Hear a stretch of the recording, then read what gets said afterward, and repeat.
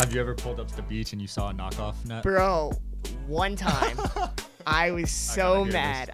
And it's this like $15 junk one from China. We went back into the beach house and we took down their net and we gave them like the OG. I want you to, if you open up that product, I want you to be embarrassed and I want you to send it back to Amazon. Dude, I'm still pissed because you hit me up to invest and I just lost all my money in Celsius. Yeah. So I was like, oh my God.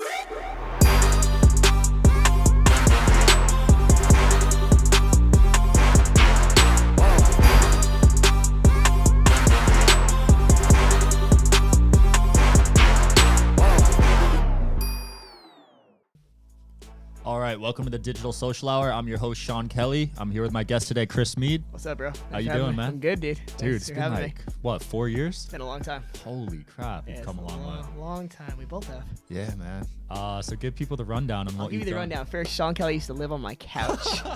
About 6 years ago, we moved from Connecticut to Miami. And it was about, we had like a hostel of like 8 dudes living in this like 2-bedroom apartment. It was fun. It was the come up days. But no, it's been good. So people that don't know me, Chris, I invented Crossnet, which is the world's first 4-way volleyball game.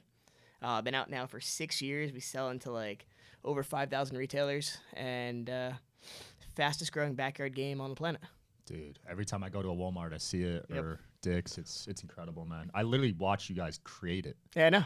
That was the early couch days. in Yep, your on the apartment. couch and then to Miami where we had the proof of purchase, proof of concept, yeah. So back when I met you, though, you were working at Uber Eats, right? Yep. What was that like, and what did you learn there? It was cool, dude. It was so Uber Eats was my first technical sales job, and so I was the first ever account executive or sales executive at Uber, and my job was to build Uber Eats for Rhode Island and Boston. So those that don't know, like essentially you're picking up a phone and you're cold calling for 8 hours a day, and you're like, "Yo, Sean, can I get your restaurant onto Uber Eats?" And I'd negotiate, and eventually I'd get you on the platform. So I did that every day for 6 months. And I got like hundreds of restaurants, which was really cool and rewarding, but it was also the type of job, and I don't think you've ever felt this way, but when you live that corporate job, you work a 9 to 5, and you just get exhausted. You're doing the same shit every single day, and you're just completely burnt out. And at this time, I was like 24, 25. I was like, dude, is this all my life is going to be? Like, am I going to wake up and cold call for the regret? Like, and there's no knock to that. Like, it's a great career. Like, could have made a ton of money, but that's just not, I felt burnt out, and I was 24, 25. That's pretty pathetic. So Yeah, at that age. Were you getting commission on each I was restaurant? getting commission, and I was getting a full-time like salary. So for me, like, I mean, I graduated school with like $200,000 of student loan debt. Jesus. Tried to become a filmmaker. Realized I didn't want to do that really quickly. Right. And so I'm like, all right, how can I try to stack cash? But this was before Shopify and all this stuff. And yeah, I was probably making like 120, 140, which is good money Out for of college, yeah. Dude, for a 24-year-old. I was doing pretty well. Yeah. So, but it just wasn't enough, and I knew I had to start thinking more long term rather than just what can I do for the next 6 months. So, Would you say going to college was worth it for you? yes, I would say it was worth it due to the connections I made. Okay. I would say the schooling was absolute shit. Right. I'm sure that varies from school to school. Mine, it was not the best education, but the people that I met there were instrumental into my career. Where the first job out of college was somebody I knew from college. From college. Second job was somebody else, and it kind of just all led to the Uber job, which then led to, even I started working on an Amazon drop shipping business in college, and that got me into all of ecom. Right. My first founder was my college roommate. So it's like, if I hadn't gone to Quinnipiac, and it sucks that I spent $200,000 to go to the school, I wouldn't have met the people to shape my life to where I am today. Yeah, I'd say if you're taking advantage of the networking and the alumni, it's definitely worth it. Yeah, I mean, it's kind of like you paying for masterminds, right? Like, if you're going to go there and be social and meet people, it's worth it. If you're going to sit in the corner and not talk to anybody, you're just wasting your money. Yeah. Let's dive into Crossnet, because I'm just so fascinated by how you scaled that. So the first year was just e-commerce, right? Yep. And then when did you start getting into the big retailers? So 2020, so we launched in 2018. I think those were the Miami days. And so 2018 was direct to consumer only, 2019 as well. And then 2020 came, which was the COVID year. And that's when the Walmarts of the world started knocking at our door. They were honestly just looking for any products at that point. They didn't even have toilet paper, let alone Crossnets. But there's a massive spike in kind of just human interest. Like you're telling me you're on podcast number 7 today. Yeah. Like you're banging out a ton. You're so excited to get fresh air when we get out of here and just walk around. Like for me, like my mindset is the best time outside is like my 20 minutes outside or my 30 minutes outside. America's mindset has shifted to like time outside is more important than ever. Disconnecting from our phones, disconnecting from our laptops. And I know you don't get to do that too often, but when you do, you probably feel a lot better. So we're kind of selling to that narrative, and the retailers have been on board. So 2020, we started getting like the Dick's, the Walmarts of the world, and the orders keep coming, like they keep flowing, and we keep making new SKUs to kind of build out like more of an LTV model and build out more shelf space. I saw you guys just dropped a pickleball product, right? Yeah, we got 4-way pickleball. So it's kind of like I was trying to play pickleball tonight actually, and there's no courts available. There's never courts. Right. Because like we're working all day, we get to the court, and there's that grandma who's retired, and she's been there since 2 o'clock, and she's hogging the court. So we're selling a 4-way pickleball net that could easily be switched to a normal pickleball net. So middle America, they could just set it up in their driveway. Back home in Jersey, you could set it back like in your driveway. Yeah. But then you could also play the Crossnet spin and add another side of the net. So it's super fun. So we launched that 2 months ago, and it's doing really, really well for us. I bet, dude. Pickleball's hot. It's very hot. It's a heavy product, which is kind of interesting to work out the kick. Like shipping it costs like logistics. Shipping it costs so much money, and like people's mindsets change. Like you don't want to spend $30 on shipping. Hell no. But you also don't want to spend an extra $30 into the product cost. So it's kind of hard to like finding that balance. Yeah, especially when products are $150 already. So it's like, would you pay $150 plus $30 in shipping, or $180 no shipping? It's finding the fine balance for the customer's wallet. I love the story about how you guys acquired the patent. Could you tell that story? Oh yeah. In short, we have a patent on Crossnet, the 4-way volleyball net system. So essentially, we Googled it all night long trying to find like on the inception night, right, when we're brainstorming these ideas, we were writing down ideas all night long. We wrote 4-way volleyball down, and we Googled it, and we couldn't find a damn thing anywhere. Not on Google, not a photo, not anything on Instagram. We're like, this is too good to be true. Yeah. So eventually, we kind of searched through the patent database after we built our prototype, and we're like, oh shit. There's this patent troll out there. So we found this guy out in San Diego. We told him that we were like heading out to a meeting. Like we were going to be out there anyway. Yeah. And we had never even been to San Diego at that point. We're like, yo, we're going to be out in San Diego. And messaged him on LinkedIn. And he wrote back, he's like, all right, cool, let's talk. So flew out to San Diego and kind of struck a deal for this patent that he wasn't using, that he was just like kind of hoarding. So that's kind of it. But we've had it, and it helped us really build a moat. Like a lot of my friends are like, yo, do you think the patent, like having a patent's worth it?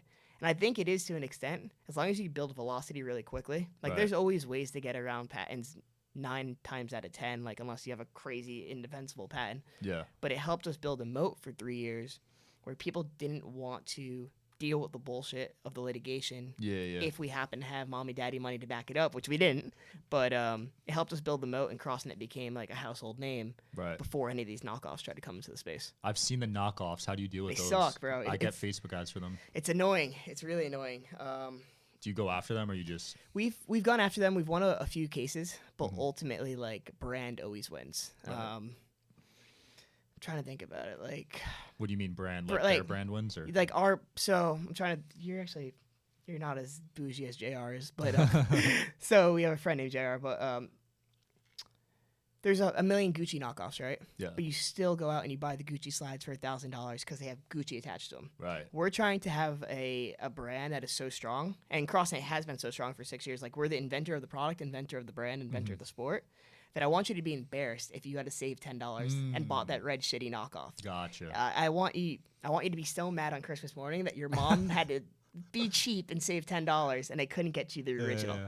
So it's about having that strong brand, and like our product is damn good. Like the Gucci knockoff's never going to be as good as the Gucci because it's just like the original Gucci. Like Crossnet, the product's great, the design's great, it's sturdy, it holds up, it's weather resistant. Everything else on the market that we've seen is absolute trash. Right. And so I want you to, if you open up that product, I want you to be embarrassed, and I want you to send it back to Amazon. Have you ever pulled up to the beach and you saw a knockoff net? Bro, one time I was so mad. I was so mad, dude, because I saw it in the distance and I was like, oh shit, that's our net. Like I run up, like dap them up, say thank you for buying, thank you for supporting. And it's this like $15 junk one from China. So no, we went back to, this is when we were living in San Diego. We went back into the beach house and we took down their net and we gave them like the OG. So it felt good. But yeah, it does suck seeing that. But at the end of the day, it does spread our sport still. Yeah. Because a lot of people aren't getting. The nice thing about Crossnet and why it was so viral back in Miami when we moved here is nobody's seen a 4-way volleyball net before. Yeah. And so when you stop and stare you want to watch and look at it and learn. Yeah. So even if there is a knockoff out there, you're more getting education around four-way volleyball than you are about Juju's volleyball net from China, right? The knockoff. So yeah, every time we played back in the day, a huge crowd would there'd be a line of people wanting 30, to play. 40 people, you know? So, and that narrative still exists. So like this year, it's been more about spending less on Facebook ads and hoping that the 6 years of overspending on Facebook ads has done good to the brand, has enough customers out there. So now hopefully there's a million Sean Kellys out there playing in the spring and summer, creating that line of 30 or 40 people. Right. You guys used to go, dude, I used to get your Facebook ad literally every day for like a year straight. Oh, so hard. But now we're toning that back. Just need to, based on the economy and how things are. So yeah, facts. How did you get that USA volleyball partnership? Street reaching out, dude. One of the good things about Uber and the sales jobs like before and after were just learning how to get in contact with people that you probably shouldn't be getting in contact with. So we were able to strike up a conversation with the CEO of USA Volleyball, which is like a massive deal. And you just cold reached out to him? Cold reached out to him on LinkedIn. And crazy enough, he was a fan of Crossnet and already had one in his backyard with his kid. That's dope. So it's always easy to sell to somebody when they have your product. So we're like, we want to make things more professional. We're trying to tap into volleyball players because for Crossnet, the ideal persona is not a volleyball player. It's a mom in their backyard looking to get their kid off of TikTok and to have them do something in the backyard and be a kid again. So we wanted to become a little bit closer with the volleyball world. So what better way than making it with the NBA of the volleyball world, you know? So yeah, we built a 3-year partnership with them. We have access to their email list and their social media, so we could send a bunch of content, like make money off of that. That's huge. And then we have co-branded products nationwide now in Academy Sports, which is like 254 locations. Yeah, that's massive. And you're probably one of the best people I know at LinkedIn. Yeah. So what's your strategy there? Like, say you want to get a product in Target, are you just reaching out to people that work there? Yeah, I mean, essentially, yes. But first and foremost, like getting Sales Navigator, it's like, I think it's like $70 a month or something like that, which gives you a lot more DMs than just the basic plan that you run out of really quickly. Right. But then going from there and going into, for Target specifically, I'd be searching Target, buyer, and then trying to find the demo that I'm in, so sporting goods for us, and then hitting them with a connection, and then on the connection is a short note. Like, for us, I try to keep it really casual, like, hey, man, I created the world's first 4-way volleyball net. We're played on ESPN and have over 1 million players. Right. We're also going to do X amount of sales this year. Let's talk. And so something that casual and not, like, robotic, like how many emails you get a day? Like, you could disqualify them in half a second looking at it. So it needs to be sharp there. Yeah. But then also getting after the assistant buyers. These are people who have just started with the store and are trying to make a name for themselves. And like just like any other type of employee, you want to move up, you want to impress your boss. Right. What better way to impress your boss than bringing in a hot product that they have may not seen, and then you look good right at the end of the year. You're doing your review. Oh, Crossnet was one of the top. I brought Crossnet in. Okay, let's talk about that bonus, right? Yeah. So, reaching out to them and also marketers. Like, I remember when I was at my first job, I spent so much time on LinkedIn. One, because I was looking for another job, but two, because I was bored as hell and I was trying to find. LinkedIn was like, kind of looked like I was working, but I wasn't really working. Right. So, sharing my story on there every day, and so LinkedIn's my biggest platform. Yeah, I post on there 2 to 3 times a day. Wow. I try to, and it's cool because the buyers have seen Crossnet grow in their news feed just from when we were hustling it on the beach 5 years ago to where it is today. Like, there's been buyers who have been along for that entire story. That's insane. And one of the things you guys also did was bootstrap the company. Yeah, we bootstrapped the whole thing, man. I mean, how did you pull that off? Grit. Perseverance, not buying stupid shit that we didn't need. But it was as simple as, man, we pulled out our 401k. Like, wow. you know the story. Like, we pulled out our 401k. We put like maybe $20,000 between me, Greg, and Mike into a bank account. We bought 50 units, moved down here, and we sold the 50. We would take that money for like beer money for the night or for rent, and then we invest the money back into buying the next 100.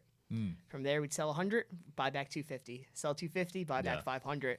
And we just kept scaling it like that. And crazy. Didn't pull out money to buy Lamborghinis or fancy nights out in Miami. It was just, how much money do we need to pay our rent? How much money do we need for like $8 sandwiches for dinner? And that was it. And it was a grind. So it worked up until a point where it didn't. Like, our first Walmart order, for almost $1 million. We did that all on our own with our cash, Whoa. without banks or anything like You that. had to float that? Yeah. Holy We floated that crap. for about a year. Well, not a year, sorry. 6 months. Damn. So we have to put up the money to manufacture it, put up the money to store it, then to ship it, and then you have to wait 90 days to get your money. Whoa. So That's insane. yeah, that was tough. But then we started pairing on Walmart, Dick's, Academy, paired on like 10 different retailers. Right. And So that's you when had cash flow. that's when the banks kind of started. We had to start working with banks for that. Right. What do you mean with, like you got financing? Yeah, we had to get financing. I mean, Right. at that point, there's just way too much inventory we had to make. Right. And then we were just out of the cash for so long. Yeah. Like Would have been too risky. Would have to- been way too risky. And then last year you recently partnered with Danny Duncan, right? Yeah. How did that crazy. happen? So yeah, we launched this new company called Good Sport. And the way I think about it is there's very little innovation in backyard sports or in sports overall. Why are we still buying the same baseball glove from Franklin that you did when you were a kid and when your parents were kids? They were buying from the same company. Yeah. Wilson, Spalding, Franklin. It's like the big three. There's nothing else. But every day there's a new Happy Dad or a new coffee company or a new clothing brand. Nothing in sports. So that's what we're trying to do with Good Sport. And so we partnered with Danny, who's one of the biggest YouTubers like in the country. Yeah. And his prime demo is 16 to 24-year-old kids, boys. Yeah. Like 98% male demo, which is perfect for us. And he gives us access to this, like almost for lack of a better word, like cult-like audience that Right. follows him every time he drops a video, 1 million views in the first 10 minutes. Like Crazy. he does a meet and greet and there's 5,000 kids at the mall waiting for him. Yeah. It's absolutely insane. So being able to, we've done so good at building incredible products and knowing Facebook marketing really well and driving traffic. He does something we've never been able to do, which is organic. Organic or Combined with you guys. combined with us, it should be Damn. So It's over. we roll out to Walmart in May Whoa. with our first Already product. in Walmart? Walmart, Damn. 3 months in. That was fast. Yeah. So that was kind of our agreement with Danny was like, yo, you bring the organic, I'm gonna bring the retailers and the good products, and we'll Yeah. do it together. So yeah, we launched in Walmart, Dillard's, Wegmans, and Shields. I love Wegmans, bro. Yeah, so we're in nationwide at Wegmans. Isn't that mainly groceries though? It is, but Okay. they have a backyard section, Oh, and if okay. Danny could drive traffic to their store, and they'll buy a smash net, and then they'll go buy $100 worth of groceries, Yeah. it's good for them. Dude, that's sick. So- What advice would you give to someone looking to work with a creator and start a brand with them? I think for us, so giving you the backstory of how it actually happened. Yeah. Like I didn't know Danny. Danny's a massive, famous YouTuber, and I'm just a nerd in my bedroom. So I reached out to our social media team. Like reached out to Danny, being like, "Yo, we want to do a video with you. We want to offer you like $45,000." And he's like, "Nah, like 250." Whoa. I was like, "Yeah, exactly. Whoa, like that's Russian roulette with my own money. Not a shot that's happening. I don't care if it is profitable." But he's like, yo, if you ever want to come over, like, meet me, like, so I'm like, all right, I'll call your bluff. I'll come over. So I went to his house in LA, and we showed him this product we were working on, and he loved it. We sat outside in his backyard playing for a couple hours. Manager came over, and right then he's like, dude, let's start a company together. Whoa. I was like, say less. Damn. Which So- product was that? Actually, product we haven't even launched yet. Oh, okay. So TBD on that one. All right. But yeah, so that was about a year and a half ago, working every day together with him as manager, Stefan, and yeah, we were just staying up to date, like talking every day, grinding, building Yeah. the products, like going through the R&D, which we did back in the day with Crossnet. Yeah. And so, yeah, so we built this brand new company called Good Sport. Essentially, it's all the products that don't fit under Crossnet, but fit under this new sporting goods company. Right. And we want to change the way like backyard sports are created and played. That's sick, man. So- Dude, I'm still pissed because you hit me up to invest and I just lost all my money in Celsius. Yeah, So I was like, remember that. oh my God. I was so pissed. It I was missed that good. one. But yeah, I mean, back to your question though about what would I advice I'd give.